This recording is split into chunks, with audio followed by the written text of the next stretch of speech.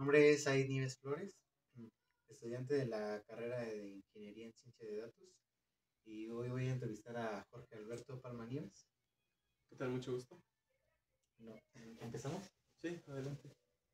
En el contexto general, ¿podría contarnos brevemente sobre su trayectoria profesional en el ámbito de la ciencia de datos? Ok, hola, ¿qué tal? Buenas tardes. Como bien mencionas ahí, mi nombre es Jorge Alberto Palma Nieves. Yo actualmente tengo 4 años de experiencia en análisis de datos.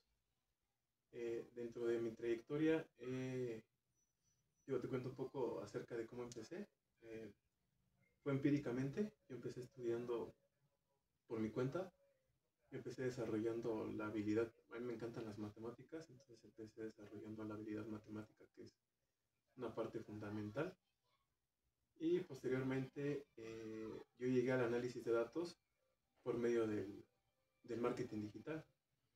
Eh, yo en su momento realicé, se le llama pay per click, que es pago por clic en motores de búsqueda, en este caso es Google, en donde basado en estadísticas de palabras clave, ayudaba a otras empresas con sus servicios que ellos ofrecían, posicionándolos en los motores de búsqueda de Google, ¿no? Entonces, a raíz de esa parte, yo trabajé con plataformas como Google Ads, Looker Studio y Power BI, y ahí me di cuenta que sin el análisis de los números, sin el análisis de datos que te entregan esas plataformas, no puedes tomar decisiones claras, ¿no? Sin haber tenido algún tipo de respuesta en base a esos números.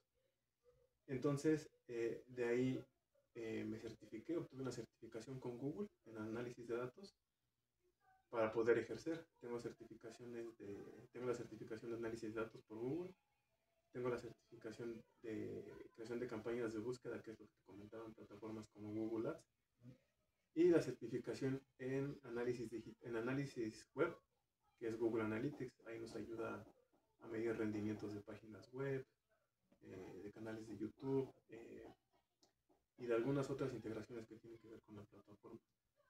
Entonces, hablando de experiencia, esa sería una parte.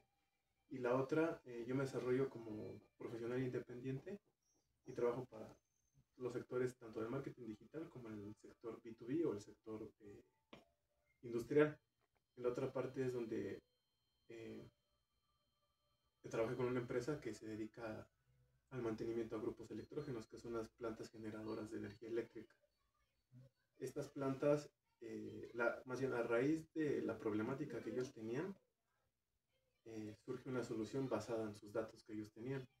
Ellos brindan servicios de mantenimiento periódicamente a las plantas para evitar que fallen, pero normalmente ellos no tenían alguna certeza, por así decirlo, de cuándo la planta iba a fallar, ¿no? Entonces, hasta que sus clientes de ellos se comunicaban para decirles que la planta fallaba, era cuando se hacía el mantenimiento, ¿no? Entonces nosotros, dentro de toda la competencia que hay en este mundo de los grupos electrógenos, nosotros como valor agregado desarrollamos un modelo predictivo con MATLAB, N8N y... se me fue el nombre de la otra plataforma ahorita, donde basado en la recolección de sensores de entradas y salidas, de output y outbound, esos sensores se sensean, van a un control y esto le va alimentando al control de esos datos, esa información. Entonces, de ese control, que es como el cerebro de la planta, se descargan esos datos y de ahí se llevan al análisis. De ahí se modelan en MATLAB, que es una empresa de modelado, y se transfieren con N8N, que son plataformas de integraciones, para nosotros poder predecir en qué momento puede fallar. En este caso, un ejemplo sería que la planta falle por falta de combustible, falta de aceite, porque la energía la energía se interrumpe y la planta no entra. Entonces esos datos nosotros los ocupamos para hacer ese modelo, y una vez esa información se descarga en un Excel o en un Google Sheet para que sea reportado con los técnicos de mantenimiento. Entonces esa ha sido como la experiencia tanto en el marketing digital como en el sector industrial. Digamos, he tratado de aportar en las dos áreas, ya que yo vi problemáticas ahí en donde hay procesos que se pueden acortar basado en los datos, ¿no? En los números. Hay cosas que se pueden, uno, tomar mejores decisiones, se pueden acortar esos procesos que son repetitivos y se pueden tomar mejores decisiones. ¿En qué sectores, por ejemplo, salud, finanzas, educación, gobierno, están invirtiendo más en ciencia de datos a nivel nacional? Esa es buena pregunta. Yo considero que ahorita, con toda esta ola creciente del análisis de datos, digo, yo lo que he estado investigando es de que ahora va a ser el nuevo petróleo, ¿no? Es como el nuevo oro, porque si no tienes datos no puedes tomar decisiones certeras para cualquier cosa, ¿no? Entonces, yo considero que ahorita el principal, o ahora hace las últimas 3 décadas, yo considero que el sector que ha tenido mayor impacto en esta parte de la ciencia de datos es el sector financiero. Yo creo que ahí el modelo, precisamente por cómo está el país, por cómo se mueve toda esta parte de Producto Interno Bruto y de cómo estamos ahorita actualmente, el sector financiero nos puede dar la pauta para saber, ¿no? En qué se está trabajando, ¿no? Entonces, sí, sin duda alguna, yo creo que el principal sería el sector financiero. Yo creo que también en segundo lugar quedaría el sector de la educación. Digo, claro, otro está con las nuevas carreras, ¿no? Que han salido en la actualidad o que en su momento anteriormente no tenían tanto auge, como son los analistas de datos, los ingenieros o los científicos, ¿no? En donde ya tienen un papel más fundamental prácticamente en todos los sectores, en todas las empresas que hay. Yo creo que ese es otro punto importante. En el sector médico no tengo tanta experiencia, pero supongo que también tiene que tener se tiene que basar en datos, ¿no? Porque a fin de cuentas,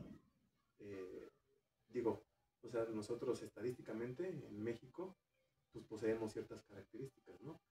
Quiere decir, un hecho claro es de que para poder estar dentro de los primeros lugares de estadística y obesidad, quiere decir que se tiene que hacer un análisis de cómo está la alimentación, cómo es el consumo del mexicano, qué es lo que come. Digo, y lo vemos desde que lo que comemos, ¿no? De donde ya nos están dando datos de qué es lo que nos estamos llevando a la boca. Sí. Como cuántas calorías, cuántas proteínas, cuántas grasas, cuántas proteínas, etc.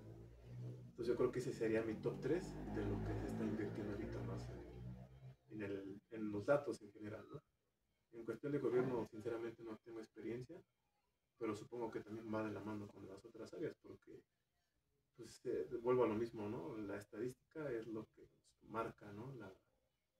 La pauta para poder tener datos o poder tener algún número que nos diga en qué parte estamos situados. ¿Qué herramientas o tecnologías son más utilizadas actualmente en su lugar de trabajo? Ok. Como te comentaba, yo lo divido en dos.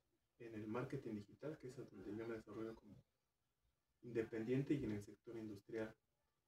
Para el sector digital, en cuestión de lo que yo realizo, que es el análisis desde las campañas de marketing que hace el equipo de marketing en la empresa, hasta cuánto deja una compra, tanto en utilidad, en margen neto, utilidad, y en dinero como tal, ¿no? Entonces, por ejemplo, en ese sentido, herramientas, yo de la parte digital ocupo Google Ads, que también te da Google y Meta Ads, que te dan estadísticas de cómo funciona tu campaña de marketing digital, de cómo funciona tu anuncio. De ahí posteriormente sigue el siguiente paso, que sería el análisis de las páginas, que es como un usuario que está interactuando con tu anuncio por un teléfono, con una computadora o con una televisión, cómo está interactuando con tu página web. Entonces ahí es otra medición. Ahí entraría Google Analytics. Hay herramientas de implementación de código como Google Tag Manager o Google Search Console. Realmente, como te comentaba, yo me desarrollé en esa parte de Google, entonces yo trato de ocupar las herramientas que esa misma plataforma me da, o por ejemplo Copilot, que son herramientas que también son de Microsoft, Sí. o las mismas herramientas como Power BI, ¿no? Que también esas ya son en el paso final, en donde ya tienes toda la recapitulación de los datos, de los números, entonces ahora ordenas para poder ver qué es lo que está sucediendo, ¿no? En el balance general, por así decirlo. Entonces, serían esas, sería Google Ads, Meta Ads, Google Analytics, Google Tag Manager, Google Looker Studio, eh, las herramientas de inteligencia artificial de Google como Google AI Studio y Copilot y Power BI. Y para la otra parte que es en el sector industrial, trabajamos con programas específicos como lo son, en este caso de las plantas es un ejemplo, son software especializados de los controles que, que se me fue la palabra, pero desde que mediante los sensores recopilan la información y esa se manda al control. Entonces son software específicos de las plantas, los controles que alimentan a las plantas, y de ahí se descargan para modelarlos. Nosotros trabajamos con, como te decía, con los software especializados de los equipos, con MATLAB, que es en donde tú puedes hacer la modelación, y pues, también se ocupa Power BI, N8N, es otra plataforma similar a 8N que se llama Make, es Make.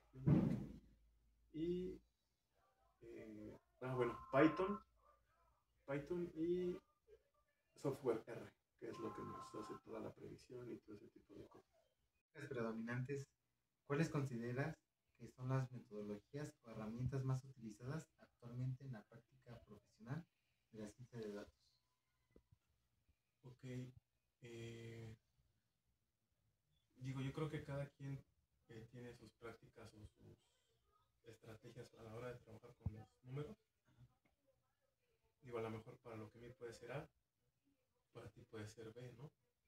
Pero precisamente eso es lo bonito de los números, en lo cual podemos sacar conclusiones a partir de ellos para poder dar una posible solución o una posible respuesta. En cuanto a las metodologías, pues existen muchas. Digo, yo en lo particular, yo soy más de analizar, o sea, vaya lo que está pasando antes de los números, o sea, cómo se comporta eh, la rama en donde se están aplicando esos datos, para poder entender precisamente ya después el segundo paso, ¿no? Qué es lo que nos están traduciendo esos números, esos datos, porque pues la realidad es de que muchas de las cosas nosotros tenemos una hipótesis de lo que pueda estar ocurriendo, pero ya los números y los datos ya nos dan posiblemente otras cosas que no estamos viendo, ¿no? Entonces yo considero que primero más bien valga la redundancia, lo primero sería crear tu hipótesis de qué es lo que estás buscando, de qué es lo que tú quieres llegar a encontrar, para poder ver si tu respuesta final tiene que ver con tu hipótesis o con tu problema que tienes, ¿no? Digo, eso es más allá del análisis, ¿no? De meterte a descargar las bases y de analizarlos como tal. Yo digo que primero es plantear la hipótesis en base al requerimiento de la empresa o de tu cliente, dependiendo cómo trabajes, para saber también sus necesidades, crear la hipótesis de lo que pueda estar ocurriendo y al final, con todo el análisis que ellos tienen, ver si realmente se cumple esa hipótesis o de ver si está pasando otra cosa que no tiene nada que ver con la realidad, ¿no? O con lo que ellos están buscando. Puede ser que ellos estén buscando, no sé, se me ocurre ahorita aquí en mi ejemplo de lo que yo realizo ahorita, de que ellos quieren incrementar sus ventas para este último trimestre del año, que se le llama Q4, pero a lo mejor en este último trimestre, basado en los datos, yéndonos 5 años antes, vemos que para esta empresa no es rentable escalar sus ventas porque ese mercado se cae, ¿no? O ver cómo podemos trabajar esa parte de que ya vimos que el mercado baja, pero ver qué estrategias podemos implementar basado en todo el análisis que ellos tienen de costos, de adquisición de clientes, de precios, de experiencias en la página de destino, de ventas, etcétera, para poder amplificar esas ventas de este último trimestre. Entonces yo soy más de la idea de trabajar primero con hipótesis, con problemas, para poder dar soluciones. Eso iría de la mano con las prácticas, ¿no? O sea, ya depende tú cómo quieres llegar a esas soluciones. Si puedes hacerlo de manera manual, tal vez te gustaría hacerlo más creando gráficas de pastel o gráficas de tendencias, o meter todos los datos agrupados en columnas a cierto programa, llámese Python o llámese R, y que estas plataformas basadas en sus lenguajes te den a ti una posible predicción. Digo, yo como tal lo hago así y de ahí me apoyo, dependiendo la rama en la que me encuentre, yo me apoyo de las diferentes herramientas, llámese Looker Studio, que es una creación de dashboard en donde recopilas información basada en métricas de plataformas digitales. O, por ejemplo, Python y R, en donde ya ocupamos, es un proceso más largo, más tedioso, por así decirlo. Donde trabajamos con datos, pero por ejemplo que son de equipos críticos, ¿no? de energía. El mismo MATLAB, en donde nosotros mediante procesos matemáticos pues, desarrollamos qué es lo que necesitamos hacer. Entonces yo considero que es esa, o sea, una regla básica sería hipótesis, problema, ejecución y solución. Y ahí ya te puedes, ahí es donde ya las herramientas son el vínculo para llegar a esas soluciones. Porque pues en sí todos los datos pues tú los puedes tener al alcance, ¿no? Ya hay muchas plataformas, muchos indicadores. Pero las herramientas son las que te van a ayudar a hacerte el trabajo más, una más ligero, ¿no? Es fácil, más ligero y más entendible, ¿no? Entonces ya ahí es donde tú involucras qué herramientas utilizar. Es por ejemplo una gráfica de pastel, a lo mejor no es lo mismo que una gráfica de barras, ¿no? Entonces cada una de ese tipo de gráficas tiene su porqué. Entonces ahí ocupas las herramientas que tú necesites. O sea, a lo mejor es algo que lo puedes resolver con Power BI, el mismo Excel, no sé, herramientas como más básicas como este tipo, hasta un Python, un R, pues sí ya depende, ¿no? Cómo es el proceso. Pero si no tenemos una hipótesis, un problema, pues no es cómo podemos involucrar esas herramientas. ¿Qué tipos de datos estructurados, no estructurados, en tiempo real, etcétera, son los más comunes en su trabajo diario? Ok, datos estructurados son las métricas de las plataformas que te comentaba, que son plataformas de publicidad digital, que son Google y Meta, en donde ya son estructurados porque a nosotros ya nos dan un indicador claro. En este caso son los clics. Le llamamos también conversiones porque las conversiones son cuando ya una persona hizo contacto con el vendedor de la empresa para que se contacte con él. Entonces son datos que nosotros ya tenemos, como bien tú dices, ya curados, por así decirlo, ya los tenemos a la mano. Sí. Que serían esos que son métricas de impresiones, de clics, de interacciones, ¿no? Con las páginas. Y datos no tan estructurados vendrían siendo, por ejemplo, los que te comentaba de las plantas, ¿no? Que son datos en donde son un poco más complejos de entender, porque pues también ahí depende mucho del entorno, ¿no? Entonces no son como datos tan confiables en ese sentido, porque tenemos que analizar más allá del equipo, de cómo funciona, para que nosotros nos dé un indicador correcto, ¿no? Por así decirlo, de qué es lo que nos puede entregar ese indicador. Un ejemplo de ello sería lo que te comentaba. Si nosotros queremos predecir en qué momento va a fallar el sensor de temperatura del combustible, el sensor de presión de aceite de la planta, pues necesitamos recopilar en base a los reportes de todo, desde que se empezó a hacer el mantenimiento, en qué momentos o en qué parte ese sensor ha empezado a fallar, ¿no? Entonces, ahí son datos que no son tan... De por sí los datos son discrepan de un día a otro. Un día te puede dar un resultado y al otro día te puede dar otro. Entonces, precisamente tenemos que hacer ese análisis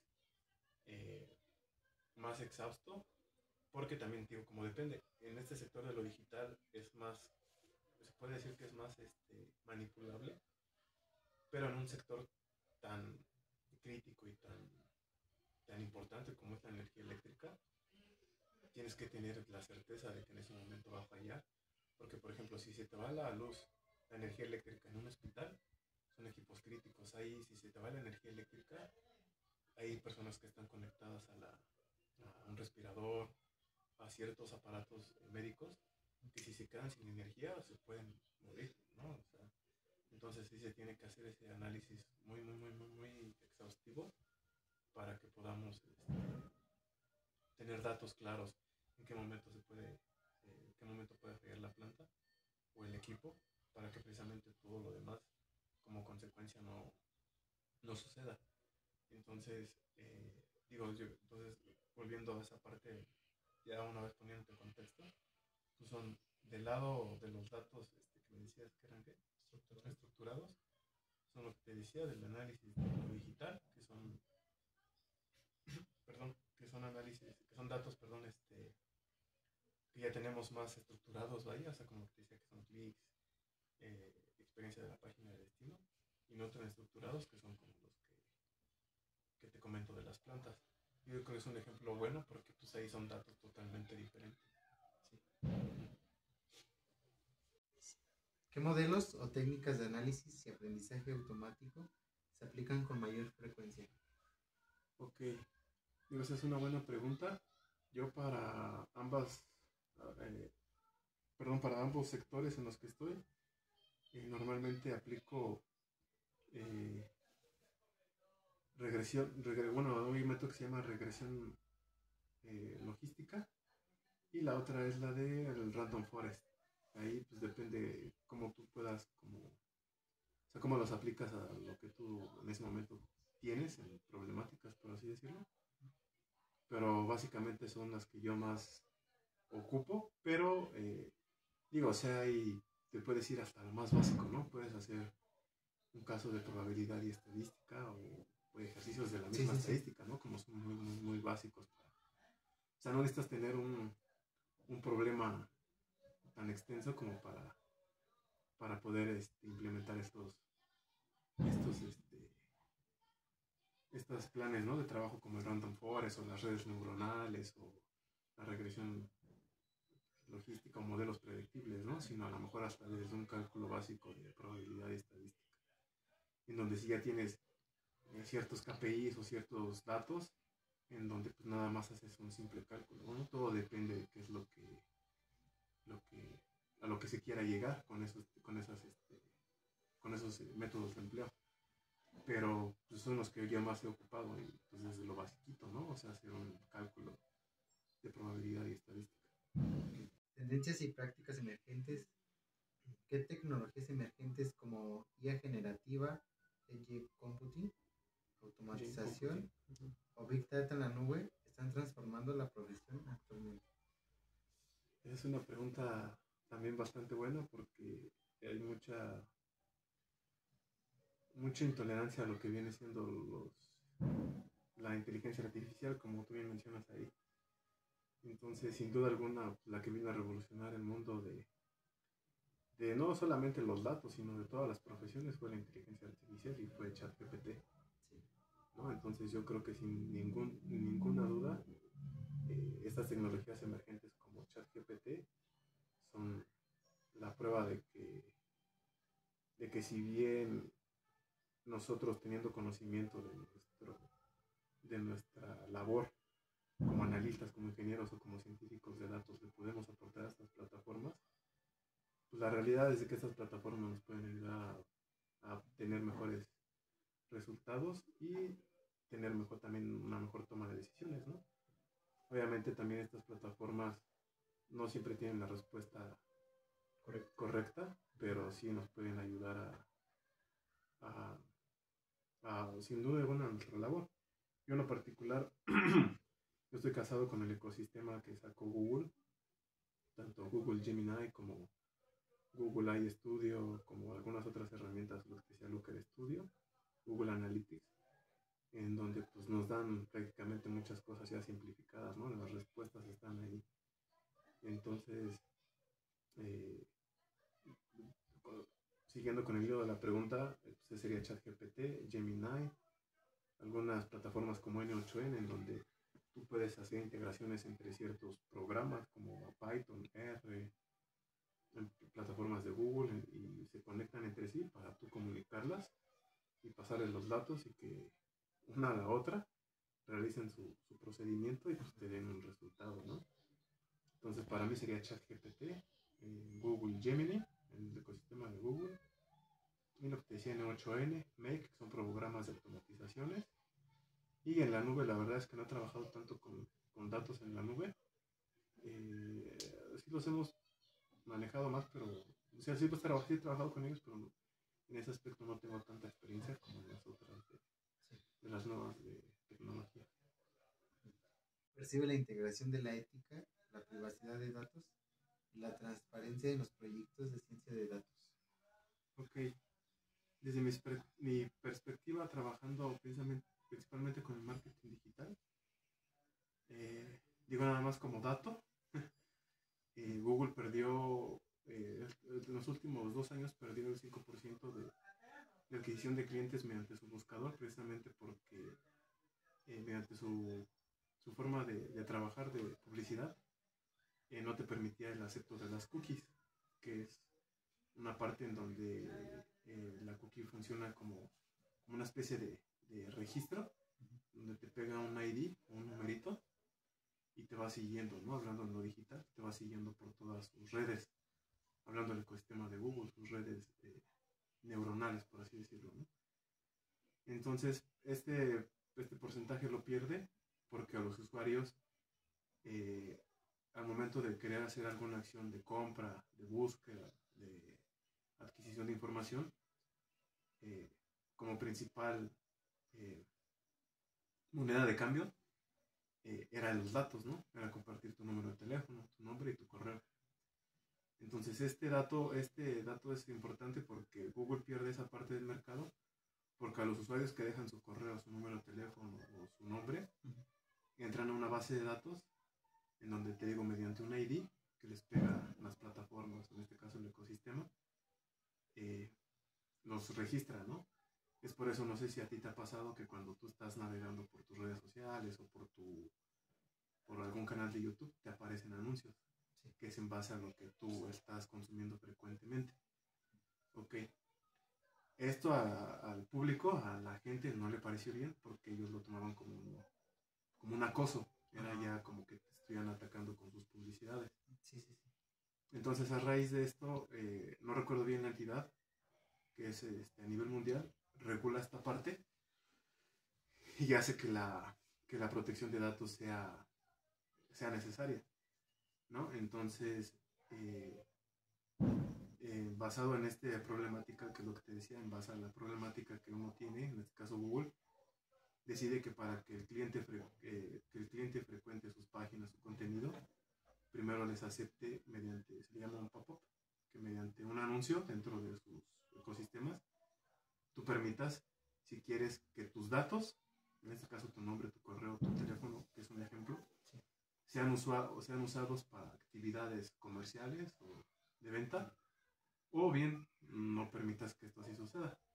Entonces esto tiene que ver con la ética de los datos, porque ahora la gente tiene el poder de decidir si quieres entrar a estas bases de datos en donde las empresas principalmente pueden ocupar tus datos para hacerte llegar publicidad, correos, etcétera, etcétera, o bien puedes denegarlas. Entonces, yo opino que es una forma importante de que nos dé más seguridad de qué es lo que estamos compartiendo, y de que sin ninguna duda es una práctica importante, es una práctica fundamental para que el usuario pueda seguir frecuentando, ¿no? estas plataformas. Entonces yo considero que esta parte de la ética de lo que me comentabas, pues sí fue una parte excepcional, ¿no? Y de hecho, ahorita no, bueno, aquí yo los apunté nada más como un dato, eran que, por ejemplo, hay regulaciones tipo GDPR o LFDPPP, que ya son regulaciones estandarizadas, en donde pues ya te pueden te dan una idea, ¿no? De qué es lo que se está trabajando en esa parte de la ética de los datos. Y en donde también uno como usuario pues, te protegen de estas,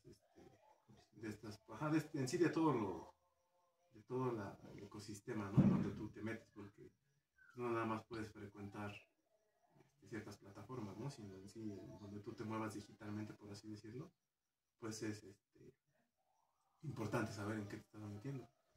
Y en la otra parte del sector industrial, pues también nosotros manejamos datos importantes y pues, también se basan bajo políticas de privacidad, ¿no? En donde también la parte fundamental es que los datos sean protegidos porque son datos importantes de las empresas, etcétera. Entonces yo creo que es una práctica bastante buena. ¿Qué competencias o habilidades nuevas están siendo más demandadas en el mercado laboral? Yo creo que ahorita lo que necesitamos en México son más matemáticos. Necesitamos sin duda más matemáticos, más estadistas. Necesitamos también ingenieros de software que creen los MLUPS, que son como tipos de software especiales. Y ahorita con toda esta oleada de la inteligencia artificial, yo creo que una parte importante sería la persona, ¿no? Llámese profesional o técnico, pero que se encargue del prompt engineering, que es como toda esta parte de basados en lenguajes de language, se le llama LLM,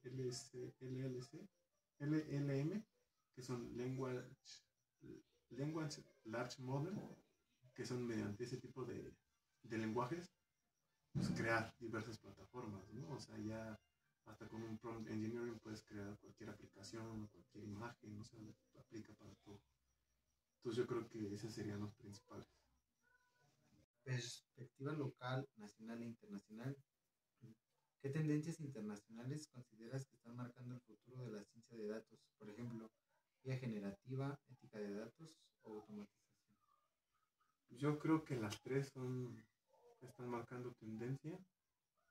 Digo, pues la IA generativa va basada mucho con el Language Large Model, que es pues, básicamente cómo funciona una IA, ¿no? En donde tienes diferentes formas de lenguaje. Y pues yo creo que también la ética de los datos también es una práctica que se tiene que desarrollar más y que pues, está marcando tendencia. Y yo creo que otra como ejemplo sería lo del prompt engineering que te decía, que es en donde pues sí está muy marcado esa parte de que si ya tenemos estos lenguajes de IA generativa, con el prompt engineering pues, se pueden potencializar un poco más, ¿no? Yo creo que las tres sin duda sí son importantes. ¿Oportunidad de trabajar o de colaborar con equipos internacionales? No, desafortunadamente no. Digo, sí me gustaría poder realizar esa parte, sí sería una práctica importante, pero ahorita por el momento no. ¿Cuáles son las principales diferencias en el ejercicio profesional entre el contexto local, nacional e internacional? Ok, yo lo dividiría en tres. Bueno, lo dividiría de la siguiente manera. Yo creo que en el ámbito internacional hay mayor infraestructura que aquí, que en la parte local. Y yo creo que ahí va más como en la escalabilidad de los datos, ¿no? De cómo se trabajan los datos. Y aquí yo siento que yo lo que he analizado es de que todavía no hay cómo estructurar los datos, ¿no? O sea, vamos desde las prácticas básicas, no sabemos cómo se estructuran los datos, ¿no? Entonces, yo digo que sí hay gran diferencia, pero yo creo que sería eso. Aquí en el ámbito nacional sería cómo estructurar para a partir de esa estructura empezar a trabajar. Y en el ámbito internacional la infraestructura ya está, pero ahí se enfoca, yo pienso más que es en la escalabilidad de los datos, a actividad logarítmica, no sé, de creación de nuevos modelos de predicción. O sea, son circunstancias diferentes, ¿no? A lo que estamos viviendo en otros países. ¿Existen prácticas o estándares internacionales que considere importante adoptar en México o Latinoamérica?